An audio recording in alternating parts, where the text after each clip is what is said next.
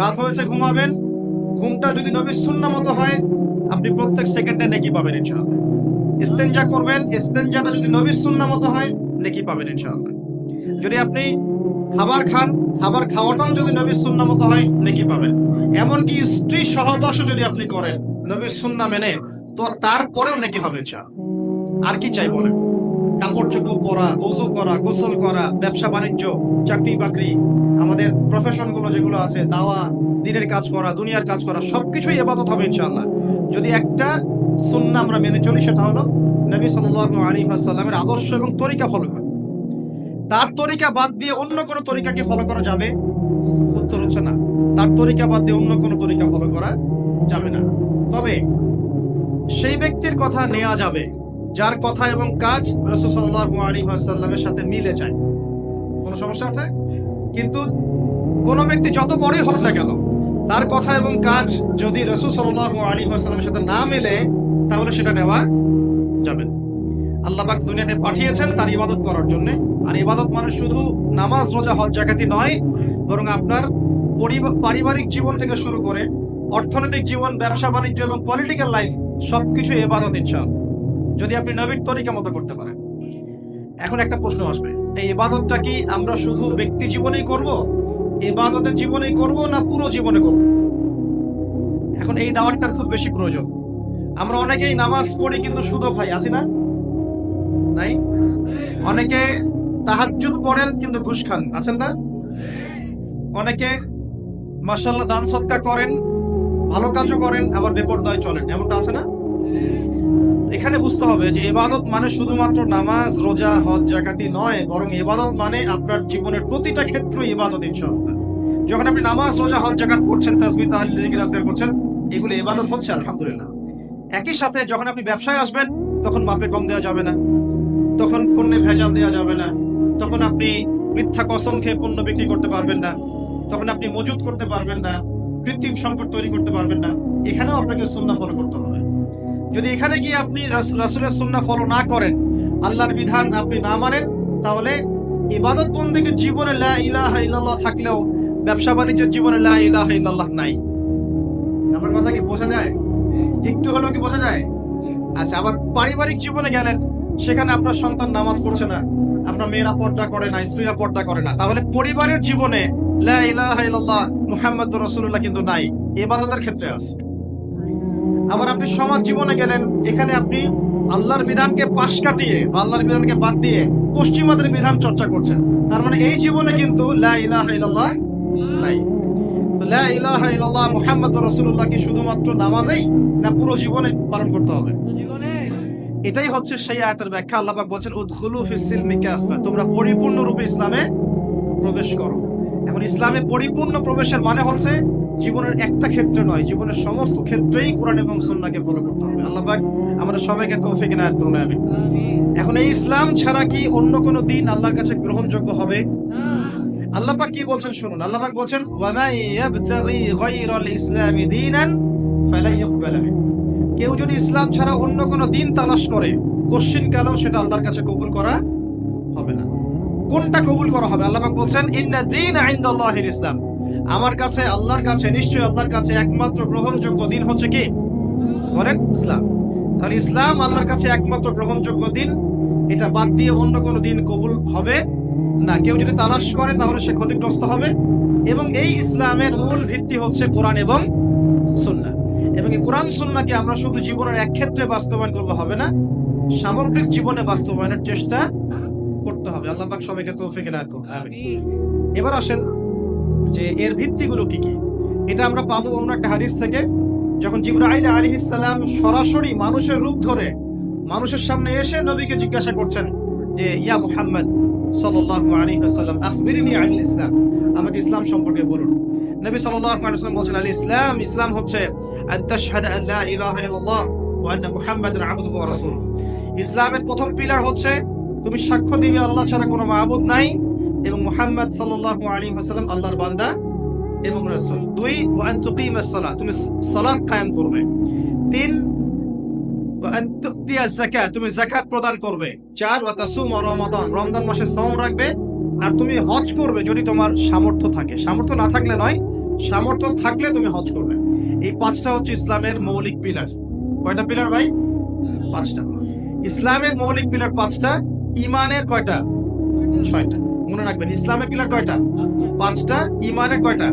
6টা। ইমানের 6টা হচ্ছে: 1 আল্লাহ বিশ্বাস, 2 ফেরেশতা মণ্ডলীতে, 3 আল্লাহর কিতাবগুলোতে, আসমানি কিতাব সমূহ, 4 নবী রাসূলগণ, 5 পরকাল, এবং 6 তাকদীর বা ভাগ্যের ভালো মন্দ। এই 6টার প্রতি মনে বিশ্বাস করলে, মুখে স্বীকার করলে এবং কাজে বাস্তবায়ন করলে একজন ব্যক্তি মুমিন হয়, আলহামদুলিল্লাহ। ঠিক আছে? তো ইসলামের 5টা ভিত্তির দিকে একটু তাকাই আমরা, এক নজর দেই। প্রথমটা কালিমা। আমরা কি সবাই কালিমার মর্ম হাকিকত বুঝি? যখন থেকে লা ইলাহা ইল্লাল্লাহ পড়েছেন, আপনি বাধ্য যে আল্লাহ পাকের বিধান বাদ দিয়ে আপনি অন্য কোথাও যেতে পারবেন না। এটা লা ইলাহা ইল্লাল্লাহের একটা মৌলিক কথা। লা ইলাহা ইল্লাল্লাহ বলেছেন মানে আল্লাহর সাথে আপনি শিরক করতে পারবেন না। মুহাম্মদুর রাসূলুল্লাহ যখন বলেছেন, তার মানে আপনি সুন্নতের বাইরে কোনো বেদাত করতে পারবেন না। আমি বুঝাতে পারছি? যখন লা ইলাহা ইল্লাল্লাহ বলেছেন, তখন শিরক করা যাবে না, আল্লাহর বিধানের বাইরে যাওয়া যাবে না। যখন মুহাম্মদুর রাসূলুল্লাহ বলেছেন, তখন নবীর তরিকা সুন্নত বাদ দিয়ে অন্য তরিকার বেদাতে যাওয়া যাবে না। এখন আমরা তো দুঃখজনক যে আমরা আসলে মুসলিম পরিবারে জন্মগ্রহণ করতে আমরা শিরক বুঝি না। কি বুঝি না? শিরক বুঝি না। এখন মুসলিমরা আল্লাহ ছাড়া অন্য কারো কাছে যায় না। মুসলিমরা আল্লাহ ছাড়া অন্য কাউকে সেজদা করে। মুসলিমরা আল্লাহ ছাড়া অন্য কারো জন্য নজর মানত করে। মুসলিমরা গায়রুল্লাহর নামে এখন জবাই কিন্তু করে। হাতে বালা করে ঘরে খুলে না। কেন? খুললে তার ক্ষতি হয়ে যাবে এই ভয়ে। মুসলিমরা এখন ছবি মূর্তির উপাসনা শুরু করেছে। করে নাই? করেছে কি করে নাই? এবং কোন কোন ক্ষেত্রে এগুলোকে প্রতিষ্ঠা করার প্রয়াস দেখা যাচ্ছে সমাজে। আরো আছে, মুসলিমরা এখন ভাগ্য গণকের কাছে যায় না? এই হাত দেখে দাও, ভাগ্য দেখে দাও। মুসলিমরা রাশি ফলে বিশ্বাস করে। রাশি ফল, অমুকের রাশি কি, তমুকের রাশি কি, আজকে কি হবে, কালকে কি হবে, তাই না? এগুলোতে বিশ্বাস করে। মুসলিমরা যুগ বা সময়কে গালি দেয়। মুসলিমরা বাতাসকেও গালি দেয়। মুসলিম অনেক সময় দেখা যায় আল্লাহ ছাড়া অন্য কারো কাছে দোয়াও করে এবং আশা করে যে অন্য কোনো মৃত মানুষ তাকে সন্তান দিতে পারবে, পরকালে পার করাই দিবে। এগুলো মুসলিমরা ভাবে না? এই শিরকগুলো সমাজের মধ্যে নাই। সমাজে এখন একটা নতুন শিরক আসছে। নতুন না, আসলে এটা প্রাচীন, কিন্তু এখন চর্চা বেড়েছে। চর্চাটা খুব বেড়েছে। এটা হচ্ছে এই যে তাবিজ কবজ কুফরি কালাম করার শিরক। এটা করে না? তাবিজ করা, কবজ করা, এই যে জাদু টোনা, মান টোনা করা, এই কাজগুলো মানুষ করে না? এগুলো যে ব্যক্তি করবে সে ব্যক্তি মুশরিক হয়ে যাবে, শিরক করে ফেলবে। আর একটা আধুনিক শিরক আসছে। কি শিরক? আধুনিক। এটা আধুনিক কেন বললাম? এটা এই যে 1200 বছর থেকে এই শিরকটা খুব কম ছিল। বিগত 200-300 বছর থেকে এই শিরকটা একদম আকাশচুম্বী। সেটা হলো যে মুসলিমরা মানে অমুসলিমদের আদর্শ ধারণ করছে, আর অমুসলিমরা চাপিয়ে দিচ্ছে যে আল্লাহ পাক যেগুলো হালাল করেছেন সেগুলো তারা হারাম করে দিচ্ছে, আর আল্লাহ পাক যেগুলোকে হালাল করেছেন সেগুলো, আল্লাহ পাক যেগুলো হারাম করেছেন ওগুলো তারা হালাল করে দিচ্ছে। মানে আল্লাহর হালালকে মানুষ হারাম করছে, আল্লাহর হারামকে হালাল করে দিচ্ছে, মানে অপোজিট করছে। তো এই কাজটাকে মুসলিমরা করছে না এখন? একটু বলেন তো, সুদ কি হালাল না হারাম? আমরা এটাকে হালাল করি নাই, বরং ফরজ করে নিয়েছি। মাদক দ্রব্য কি হালাল না হারাম? আচ্ছা, হারাম যদি হয় তা আমরা কেন খাচ্ছি? আমরা হালাল করছি কেন? আমরা কেন হালাল করছি? জিনা ব্যভিচার কি হালাল না হারাম? আমাদের কাছে ফ্রি মিক্সিংটা এখন কমন। ফ্রি মিক্সিং অ্যাফেয়ার্স গুলো কমন। অ্যাফেয়ার্স করে না এমন ছেলে পেলে খুঁজে পাওয়া যায় না। অপসংস্কৃতি অনুসরণ করা আমাদের জন্য কি হালাল না হারাম? আর আমাদের যত সংস্কৃতি দেখবেন, বেশিরভাগই দেখবেন বাইরের সংস্কৃতি। বাইরে থেকে আমদানি করা বস্তা পচা সংস্কৃতি আমাদের। এই যে কয়দিন আগে ওয়ার্ল্ড কাপ শেষ হয়ে গেল, এই ওয়ার্ল্ড কাপ কি আমাদের সৃষ্টি করা নাকি অন্যদের? আমি একটা হিসাব করেছিলাম, একটা লেকচারে বলেছিলাম, এখন অনলাইনে আসবে। এই ওয়ার্ল্ড কাপ যে সবগুলো ম্যাচ দেখেছে, মানে কয়টা ম্যাচ? 64টা ম্যাচ মনে হয়। যতগুলো ম্যাচ যদি সবাই দেখে থাকে, তাহলে এই 1.5 ঘন্টা করে হিসাব করলে সে তার পুরো হায়াতের 4 দিন নষ্ট করেছে। কয়দিন? 4 দিন। শুধুমাত্র একটা ওয়ার্ল্ড কাপ তোমার জীবনের 4 দিন নষ্ট করে ফেলেছে। মানে তোমার হায়াত যদি হয় 30 দিন, তোমার হায়াত এখন আছে 26 দিন। ভয়ঙ্কর না বিষয়টা? যদি হায়াত হয়ে থাকে এখন বাকি থাকে 30 দিন, এখন বাকি আছে তোমার 26 দিন। 4 দিন চলে গেছে, টের পাও নাই তুমি।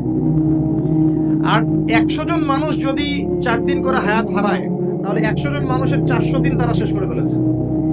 1000 জনের 4000 দিন, 1 লক্ষ জনের 4 লক্ষ দিন, 1 কোটি মানুষের 4 কোটি দিন, পুরো বিশ্ব থেকে এরকম কোটি কোটি দিন বছর তারা নিয়েছে একটা ওয়ার্ল্ড কাপ দিয়ে। আল্লাহ পাক আমাদেরকে পাঠিয়েছিলেন কেন? আল্লাহর ইবাদত করার জন্য। শুধু ইবাদত নয়, আমাদের আরো একটা দায়িত্ব আছে। ওই দায়িত্বটার সাথে ওদের এই চক্রান্তগুলো সম্পর্কিত। দায়িত্বটাকে বলে নেই। আল্লাহ পাক আমাদেরকে দায়িত্ব দিয়েছেন আল্লাহ পাকের জমিনে আল্লাহ পাকের দিনটাকে প্রতিষ্ঠা করার। জানেন আল্লাহ পাক কি দায়িত্ব দিয়েছেন? আল্লাহর জমিনে আমরা দিনটাকে প্রচার প্রসার করব এবং প্রতিষ্ঠা করব। আল্লাহ পাক বলছেন কুনতুম খায়রা উম্মাহ, তোমরা হচ্ছে শ্রেষ্ঠ জাতি। কারা তোমরা? মানে আমরা। তোমরা মানে কারা? এই উম্মতে মুহাম্মাদি, তোমরা হচ্ছে শ্রেষ্ঠ জাতি। খায়রা উম্মাহ উখরিজাত লিন-নাস, তোমাদেরকে বের করা হয়েছে মানব জাতির কল্যাণের জন্য। তোমাদের দায়িত্ব 3টা। 1, তা'মুরুনা বিল মা'রুফ, তোমরা সৎ কাজে আদেশ করবে। 2, ওয়া তানহাউনা আনিল মুনকার, তোমরা অসৎ কাজে নিষেধ করবে। 3, ওয়া তু'মিনুনা বিল্লাহ, তোমরা আল্লাহর প্রতি ঈমান রাখবে। তো আল্লাহ পাক বলছেন আমাদের কাজ সৎ কাজে আদেশ করা, অসৎ কাজে নিষেধ করা, আল্লাহর প্রতি ঈমান আনা। আর সূরা মুহাম্মদ আল্লাহ পাক বলছেন ইন তানসুরুল্লাহ ইয়ানসুরকুম, তোমরা যদি আল্লাহকে সাহায্য করো তবেই আল্লাহ পাক তোমাদেরকে সাহায্য করবে।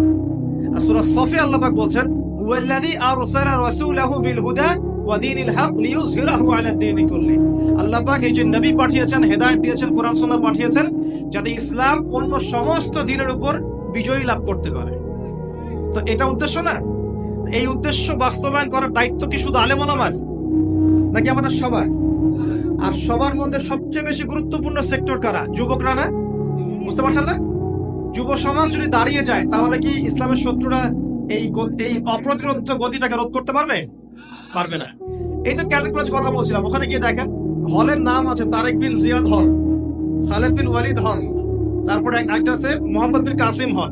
3 জন বিখ্যাত বীর সেনার নামে 3টা হল করা আছে, দেখেছেন? তারেক বিন জিয়াদ কে ছিল? মহাবীর, যিনি স্পেন বিজয় করেছিলেন। স্পেনের দিক দিয়ে ইসলামকে ঢুকিয়েছেন ওই ইউরোপে। কে? তারেক বিন জিয়াদ। নাম শুনেছেন? এই যুব সমাজ তো নামই জানে না, এরা তো শেকড়ই চিনে না। এখনকার যুব সমাজ কি তারেক বিন জিয়াদের মতো? মোহাম্মদ বিন কাসিমকে, যার এই যে দাওয়াতের জিহাদে এই যে উপমহাদেশে সিন্ধু অঞ্চল রাজা তাহিরকে পরাজিত করে তিনি ভারতবর্ষের মধ্যে ইসলাম ঢুকিয়েছেন। মুহাম্মদ বিন কাসিম নাম শুনেন নাই? এই যে খালেদ বিন ওয়ালিদকে, উহুদের যুদ্ধে যার হাতে অনেক মুসলিম শহীদ হয়েছেন, পরে তিনি ইসলাম কবুল করে ইসলামের পক্ষে 100টা যুদ্ধ করেছেন। কয়টা? 100টা।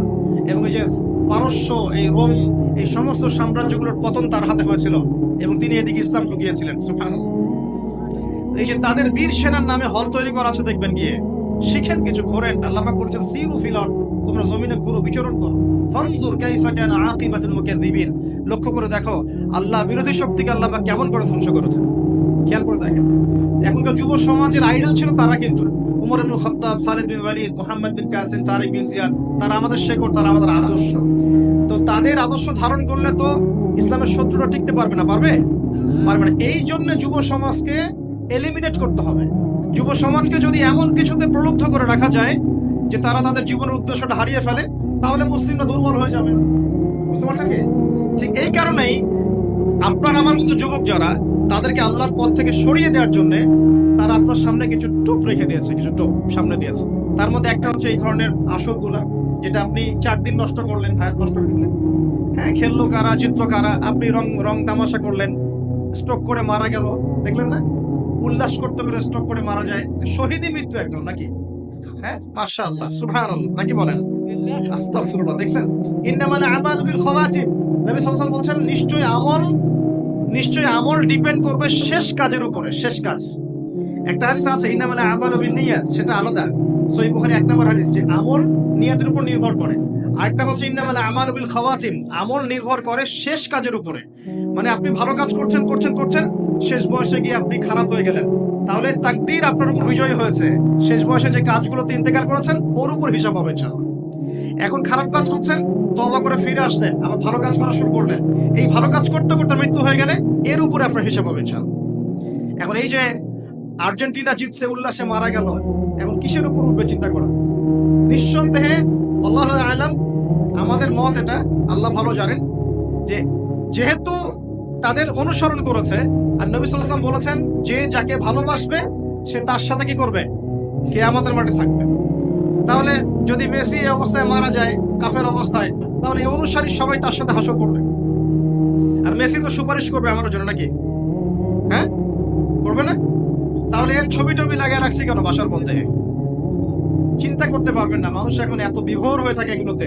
তারা যা খাবে তারা তাই খাবে, তারা যা পরবে তারা তাই পরে, তারা যেমন করে চুল কাটে তারা তেমন করে চুল কাটে, তারা যেমন করে হাঁটে তারা তেমন করে হাঁটে। মানে আশ্চর্য। এটা এই কারণে হয়েছে যে আমাদের শেকড়টা আমরা ভুলে গেছি।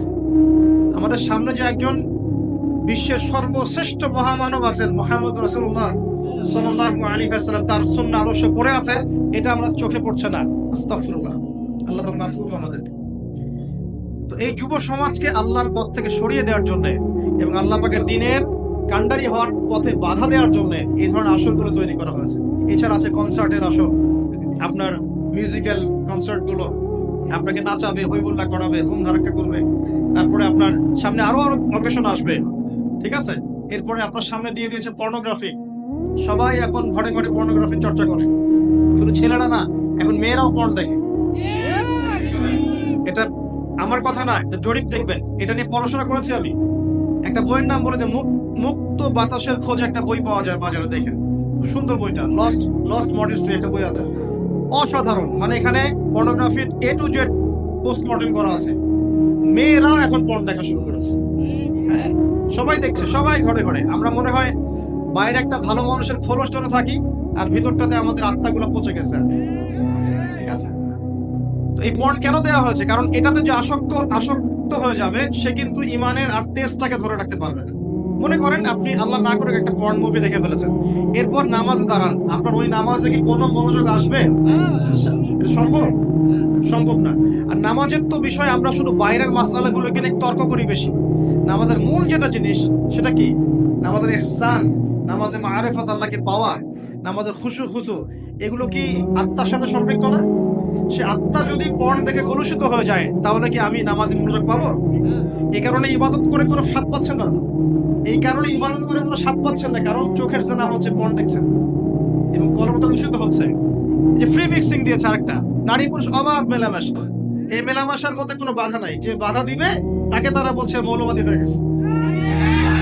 অথচ এই যে পড়াশোনা করছি আমরা ছেলে মেয়ে একসাথে, স্কুল থেকে শুরু, স্কুলে, তারপর কলেজে, তারপর বিশ্ববিদ্যালয়ে, ইভেন চাকরি ক্ষেত্রেও, সব জায়গায়, ইভেন পলিটিক্যাল মিছিলেও নারী পুরুষ ফ্রি মিক্সিং। দেখবেন মেয়েরা সামনে, হ্যাঁ, স্লোগান হচ্ছে, পিছনে ছেলেরা, এখানেও ফ্রি মিক্সিং সবখানে। তো এটা কোত্থেকে আসলো? পশ্চিমারা দিয়েছে। ফ্রি মিক্সিং দেওয়ার কারণ হচ্ছে, উদ্দেশ্য হচ্ছে সমাজের মধ্যে কাঠামো যেন ভেঙে যায়। নারী পুরুষের জায়গায় চলে আসছে, পুরুষ নারীর জায়গায় চলে গেছে, এবং পরিবারের বন্ধনগুলো ভেঙে যাচ্ছে। দেখবেন পরকীয়া, দিন দিন পরকীয়া বাড়ছে না? পরকীয়া দিন দিন বাড়ছে। আর জেনা তো ঘরে ঘরে জেনা। আর জেনা মানে শুধু সেক্সুয়াল সম্পর্ক বোঝাচ্ছি না, এখানে জেনা মানে প্রতিটা অঙ্গ প্রত্যঙ্গে জেনা আছে না? আছে। এছাড়াও এগুলোর প্রভাবে ধর্ষণ বাড়ছে। আর আমাদের মা বোনদেরকে আমরা বেপরদা নিয়ে আসছি আর বলছি এটা হচ্ছে উন্নতি, অগ্রগতি, প্রগতি। একদিকে পর্ন দেখাচ্ছি, একদিকে ফ্রি মিক্সিং করাচ্ছি, ঠিক আছে, আবার মেয়েদেরকে বাইরেও বের করে নিয়ে আসছি। একদম মেসাকার অবস্থা শুনছি। এরকম একটা অবস্থায় আপনার মেয়ে কতটুকু সেফ চিন্তা করেন। আপনার মেয়ে সন্তান, কন্যা সন্তান কতটুকু সেফ একটু চিন্তা করে দেখেন। স্কুলে অনেক সময় দেখা যায় বিশ্ববিদ্যালয়ে গিয়ে জেনার শিকার হয়ে যাচ্ছে। কয়দিন আগে দেখলেন না, বিশ্ববিদ্যালয়ে মেয়েদেরকে কার মনোরঞ্জন করানোর জন্য ঘরে পাঠানো হচ্ছিল, দেখেন নাই? একটা ডিগ্রি সার্টিফিকেট অর্জন করার জন্য নিজের ইজ্জতকে বিলিয়ে দিতে দ্বিধা করছে না। তাহলে কোন সমাজে আমরা টিকে আছি? আর আমাদের পরবর্তী প্রজন্মের কি হবে একটু ভাবতে হবে না? আল্লাহ পাক কিন্তু বলেছেন, যারা জানে না তারা কি সমান? আর যাদের কলব জিন্দা, যাদের কলব মৃত, তারা কি সমান? আল্লাহ পাক বলছেন, তোমরা জমিনে ঘোরাফেরা করো, বিচরণ করো, আশা করা যায় তোমাদের মৃত কলবগুলো জীবিত হবে ইনশাআল্লাহ। তো যুব সমাজের সামনে এগুলো টোপ দিয়েছে। আরো দিয়েছে বেকারত্বের ভয়। আল্লাহ পাক কোরআনে বলেছেন না, শয়তান তোমাদেরকে অশ্লীলতার প্রলোভন দেয় আর অভাবের ভয় দেখায়। আপনাদের সামনে বেকারত্বের ভয়। দেখবেন চাকরি পাওয়ার জন্য কি না করছেন আপনি।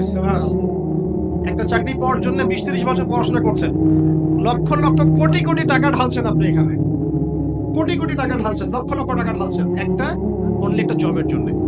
কিন্তু আপনার এটা বিশ্বাস করা উচিত ছিল যে রিজিক শুধুমাত্র জব থেকেই আসে না, আর অনেক ক্ষেত্র থেকে রিজিক আসতে পারে। আপনি কৃষিভিত্তিক অর্থনীতি ফলো করতে পারতেন, আপনি ব্যবসা করতে পারতেন, উদ্যোক্তা হতে পারতেন, আর অনেক কিছু করতে পারতেন। তো এখানে একটা সমস্যা হচ্ছে। আবার একটা সমস্যা হচ্ছে কি, যে আমাদের মধ্যে মাদকের একটা ব্যাপক সয়লাভ দেখা যাচ্ছে ইয়াং জেনারেশনের মধ্যে। ইয়াংদেরকে মাদক খাইয়ে খাইয়ে, এই যে মাদক তো আছেই, মাদক খাওয়াচ্ছে, পর্ন দেখাচ্ছে, আপনাকে ফ্রি মিক্সিং করাচ্ছে, আপনার জীবনের উদ্দেশ্যটা ভুলিয়ে দিচ্ছে। এই কাজগুলো করার মূল উদ্দেশ্যটা কি? একটাই উদ্দেশ্য, যে এই মুসলিম যুব সমাজ যেন আর তারেক বিন জিয়াদ হতে না পারে, আর মোহাম্মদ বিন কাসিম হতে না। যদি হতে পারে, যদি তার ওমর এবং খালিদ হতে পারে, তাহলে এই মুসলিমদেরকে ঠেকানো যাবে?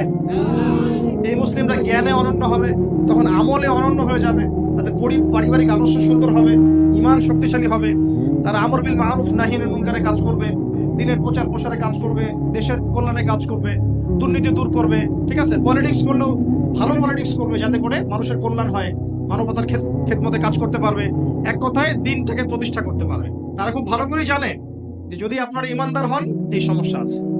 এই কারণেই আপনাদেরকে আমাদেরকে জীবনের এই উদ্দেশ্য থেকে ভুলিয়ে দেওয়ার জন্য এই বর্তমান প্রেক্ষাপটের ফিতনাগুলোকে আপনার সামনে একদম সহজলভ্য করে দেওয়া হয়েছে। সহজলভ্য না?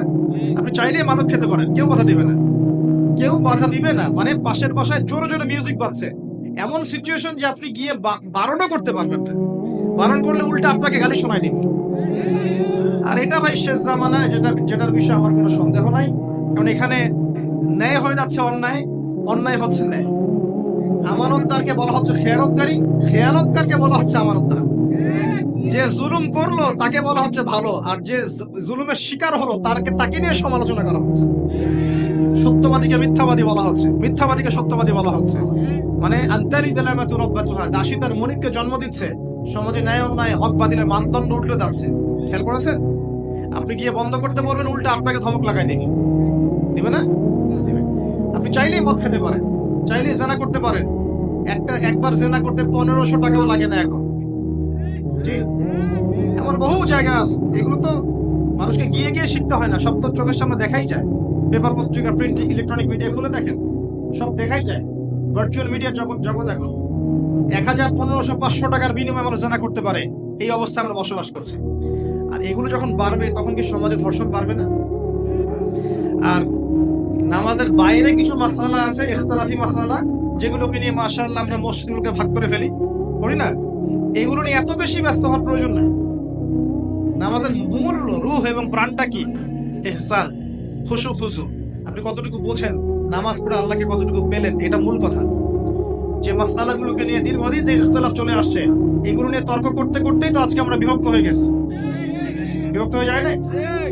আপনার কাছে মনে হতে পারে যে আপনি মসজিদটা ভাগ করে একটা নতুন জিহাদ করেছেন, কিন্তু আদতে কি হয়েছে? আমাদের উম্মার ঐক্যটা নষ্ট হয়ে গেছে।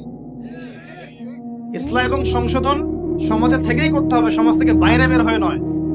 সমাজের ভিতরে থেকেই ইসলাম এবং সংশোধন করতে হবে। দিনের পথে চললে অনেক কিছুই হবে, কিবত, তহমত, সমালোচনা, মানে শারীরিক, মানসিক, অর্থনৈতিক নির্যাতন সবই হবে। এগুলো নবীর সুন্নাত। নবী সাল্লাল্লাহু আলাইহি ওয়াসাল্লামকে মানুষ 15টা গালি দিয়েছে সারা জীবনে। কতটা? সবচেয়ে সেরা মহামানবকে, যার আগের কোনো গুনাহ নাই, পিছের কোনো গুনাহ নাই, এই মানুষটাকে 15টা গালি খেতে হয়েছে সারা জীবনে। 16 বার তাকে হত্যা করার চেষ্টা করা হয়েছে। কতবার? তাকে তার পিঠের উপরে উঠে নাড়ি ভুড়ি চাপিয়ে দেওয়া হয়েছে, তার দাঁত মানুষ ভেঙে ফেলেছে উহুদের মাঠে, মাথার মধ্যে করার আঘাত করেছে তরবারির নিচের অংশ দিয়ে, এতে করে মাথায় যে বর্মটা ছিল, এই বর্মটা ভেঙে ভুরুর ভিতর ঢুকে গিয়েছে। আমাদের নবীর কথা বলছি সাল্লাল্লাহু আলাইহি ওয়াসাল্লাম। মানুষ একজন তার মুখে থুতু দেওয়ার চেষ্টা করেছিল, নাউজুবিল্লাহ। জানেন, নবী সাল্লাল্লাহু আলাইহি ওয়াসাল্লামকে তার আপন চাচারা দূর দূর করে তাড়িয়ে দিয়েছে অনেকে, তাই নাই? চাচা আবু তালেব বাদ দিয়ে, আবু লাহাব তার চাচা ছিল না? নবী সাল্লাল্লাহু আলাইহি ওয়াসাল্লামকে তায়েফবাসী নির্মমভাবে আঘাত করেছিল, দাড়ি দিয়ে রক্ত পড়েছে, এই রক্ত জুতায় গিয়ে জুতা শক্ত হয়ে গিয়েছিল। এক পর্যায়ে তাকে মক্কা থেকে হিজরত করে মদিনায় চলে যেতে হয়েছে রাতের অন্ধকারে। আলী রাদিয়াল্লাহু আনহুকে বিছানায় রেখে তিনি রাতের অন্ধকারে চলে গিয়েছেন মক্কা থেকে মদিনায়। সবচেয়ে মহামানবের জীবন যদি এমন হয়, তাহলে আপনি আমি যদি প্রকৃত ইসলাম চর্চা করি, আমাদের কি হবে? এই যা হচ্ছে তাই হবে। এগুলো সুন্নত নবীগণের, আর এগুলো করে জালেমরা কখনো পার পাবে না। আর এগুলো করলে মাজলুমদের কোনো ইজ্জত সম্মানও নষ্ট হয় না। আল্লাহ পাক যাকে বড় করবেন, আল্লাহ পাক যাকে কবুল করবেন, আল্লাহ পাক সম্মান ইজ্জত কবুলিয়ত দিবেন, সারা দুনিয়ার শক্তি মিলে তার কিছু করতে পারবেন ইনশাআল্লাহ। আল্লাহ পাক যাকে অপদস্থ করে দিবেন, তাকে সারা দুনিয়ার মানুষ মিলেও সম্মান দিতে পারবে না। আর এই দুনিয়ার সাফল্যই চূড়ান্ত নয়, পরকালের সাফল্যটা চূড়ান্ত ইনশাআল্লাহ। প্রিয় ভাইরা, সামনে এই দিনটা আপনার সামনে আছে। নামাজ ছাইরেন না, যাকাত দেন, হজ করার সামর্থ্য থাকলে করবেন, রমজান মাসে সওম রাখবেন। এবং আমি একটা রিকোয়েস্ট করবো যে বেশি বেশি ইলম চর্চা করেন, জ্ঞান চর্চা করেন, কোরআন তেলাওয়াত করেন, আল্লাহর জিকির আজকার বাড়িয়ে দেন, হাদিস চর্চা বাড়িয়ে দেন, নবীর সিরাত পড়েন, ইসলামের ইতিহাস পড়েন, আকীদার বইগুলো পড়েন। এগুলো একা একা পড়েন এবং আলেম ওলামার সাথে সম্পর্ক রাখেন। কারণ যেহেতু জেনারেল লাইনে পড়ছেন আপনি তো মাদ্রাসায় ভর্তি হতে পারছেন না। আপনি নিজে পড়েন, কিন্তু ওলামায়ে কেরামের সাথে সম্পর্ক রাখেন। একা একা পণ্ডিত হয়ে যায়, একা পণ্ডিত হতে গেলে মুশকিল হয়ে যাবে। ওলামায়ে কেরামের সোহবত লাগবে, তাদের সাথে সম্পর্ক রাখতে হবে। যেটা বুঝবেন না তাদেরকে জিজ্ঞাসা করবেন। আর যদি সম্ভব হয়, আপনার সুযোগ থাকে, তাহলে মাদ্রাসায় ভর্তি হয়ে যাবেন, কোনো সমস্যা নেই, সেখানে পড়াশোনা করবেন। আর যদি সেটাও করতে না পারেন, তাহলে অনলাইন অফলাইনে কিছু শর্ট কোর্স আছে, ডিপ্লোমা কোর্স, এগুলো করতে পারেন। মানে এক কথায় আপনাকে জ্ঞান চর্চা করতেই হবে যেভাবে হোক। এটা কিভাবে করবেন, এই চ্যালেঞ্জটা আপনার, এটা আপনার সমস্যা, এটা নিয়ে আপনাকে ভাবতে হবে। আমল বাড়াতে হবে, শুধু জ্ঞান চর্চা জানি যথেষ্ট না, জানা অনুযায়ী আমলটাও করতে হবে। কিভাবে করব? একটা কথা সকাল শুরুতে বলেছে, নবী সাল্লাল্লাহু আলাইহি ওয়াসাল্লামের সুন্নাহ মোতাবেক যদি জীবনটা করতে পারেন, ইনশাআল্লাহ আপনার 24 ঘন্টায় নাকি ইনশাআল্লাহ। এটাই হচ্ছে আমলে সালেহ। এর পাশাপাশি রিজিক যখন খাবেন, হালাল খায়, হারামে যায়, সুদের মধ্যে যায় না, ঘুষের মধ্যে যায় না, দুর্নীতির মধ্যে যায়। আল্লাহ পাক তৌফিক দান করুন। এর পাশাপাশি পারিবারিক যে আদর্শটা আপনার আছে, এটাকে সুন্দর করেন। মা বোনদেরকে পর্দা শেখান, ছোট মেয়েদেরকে পর্দা শেখান, আপনার ছেলেকে নামাজি বানান, মসজিদে পাঠান, মক্তবে পাঠান, হুজুরদের কাছে পাঠান, মাদ্রাসায় পাঠান। আপনি জেনারেল লাইনে পড়ান, আমি নিষেধ করছি না, কিন্তু আপনার ভিত্তিটাকে, আপনার ছেলে সন্তান মেয়ে সন্তানের ভিত্তিটাকে ইসলামিকভাবে গড়ে তোলেন ইনশাআল্লাহ। দেখুন, বড় হয় তারা, যদি ডক্টর হয় তারা সৎ ডক্টর হবে ইনশাআল্লাহ, যদি ইঞ্জিনিয়ার হয় সৎ ইঞ্জিনিয়ার হবে ইনশাআল্লাহ, যদি পলিটিশিয়ান হয় সৎ পলিটিশিয়ান হবে ইনশাআল্লাহ। আল্লাহ পাক আমাদের সর্ব সেক্টরে সৎ মানুষদেরকে দিয়ে ভর্তি করে দিন, আমিন। এবং সৎ মানুষদের হাতে এই বিশ্বের নেতৃত্ব আল্লাহ পাক দান করুন। আর আমাদেরকে যদি কোনো কাজই না হয়, আমাদেরকে দিয়ে যদি কোনো কাজ না হয় আল্লাহ পাকের, আমাদের সবাইকে আল্লাহ পাক সরিয়ে দিয়ে নতুন প্রজন্ম নিয়ে আসুক, কোনো সমস্যা নেই, যাদের হাতে আল্লাহ পাক দিনের বিজয় দিবে ইনশাআল্লাহ। আমাদের দ্বারা যদি কোনো কাজ না হয়, বেঁচে থেকে কোনো লাভ আছে না, বলেন দেখি, গরু ছাগলের মতো বেঁচে থাকবো? ওয়ালাকাদ যারানা লিজাহান্নামা কাসীরাম মিনাল জিন্নি ওয়াল ইনস। আল্লাহ পাক বলেন না, বহু জিন আর মানুষকে আমি জাহান্নামের জন্যই সৃষ্টি করেছি। বহু জিন মানুষকে, কেন? লাহুম কুলুবুন লা ইয়াফকাহুনা বিহা, কলম দিয়েছিলাম, উপলব্ধি করতো না। যে কলম দিয়ে উপলব্ধি করতে পারে না মানুষ, সেই কলম থাকার চেয়ে না থাকাই ভালো। কি বলেন? লাহুম ওয়া লাহুম আ'য়ুনুন লা ইউবসিরুনা বিহা, চোখ দিয়েছিলাম, দেখতো না। যেই চোখ দিয়ে সত্য দেখা যায় না, এই চোখ থাকার চেয়ে না থাকাই ভালো। ওয়া লাহুম আযানুন লা ইয়াসমাউনা বিহা, কান দিয়েছিলাম, শুনতো না। যেই কান দিয়ে সত্য শোনা যায় না, এই কান থাকার চেয়ে না থাকাই ভালো। আল্লাহ পাক বলেন, উলাইকা কাল আনআম, এরা সবাই গবাদি পশুর মতো। আল্লাহ বলছেন, আমি বলছি না। উলাইকা কাল আনআম, এরা গবাদি পশুর মতো, জন্তু জানোয়ারের মতো। বাল হুম আদাল, বরং তার চেয়েও তারা নিকৃষ্ট। ওয়া উলাইকা হুমুল গাফিলুন, তারা হচ্ছে গাফেল। আমরা কি গাফেল হতে চাই ভাই? আমরা আল্লাহ পাকের বান্দা, দুনিয়াতে মুসাফিরের মতো আছি, এবং দুনিয়া হচ্ছে জেলখানা, কারাগার। এখানে আমার ইচ্ছা মতো সবকিছু হবে না।